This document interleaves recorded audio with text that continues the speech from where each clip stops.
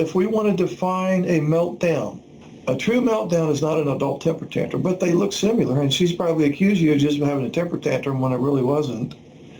I'm not saying you never have temper tantrums, you do. But a meltdown is, as I mentioned, you have this amygdala, which is the fight or flight response.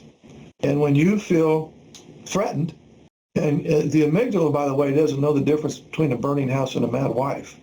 So when she's upset with you and she's coming at you, especially when she's already animated and wants to solve the problem now, your amygdala thinks that there's danger at hand. I know that sounds like an exaggeration. It's not. Your amygdala is thinking, we're not safe right now. And it floods your body with adrenaline and cortisol because it doesn't know that this is, I don't really need to worry about my wife pulling a gun and shooting me.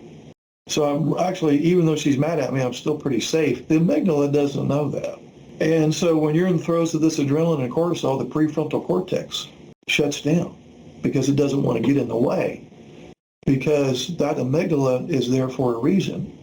If you're at the mall and you see people running towards you and you hear gunshots off in the distance and there's some fucking maniac in there shooting the place up, you want adrenaline and cortisol to hit you hard so you get the hell out of there.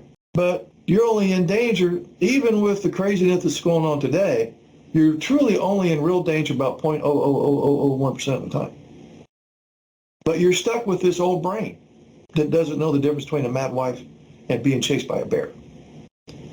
So one of the things you can do when you find yourself starting to melt down is go, wait a minute.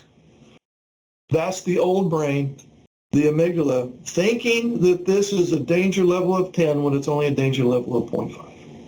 I need to stop, slow down, take a deep breath, and remind my amygdala, hey, we're okay. This isn't a bear.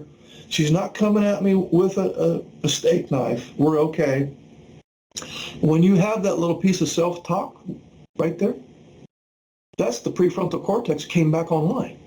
When you say to yourself, we're okay, we don't need to be this hyper-vigilant and paranoid right now, that thought came from the prefrontal cortex. Now the amygdala is going to take a back seat. The new brain's online is saying, we're okay, settle down there, buddy. Mr. Amygdala, we're fine. It's just her being mad again.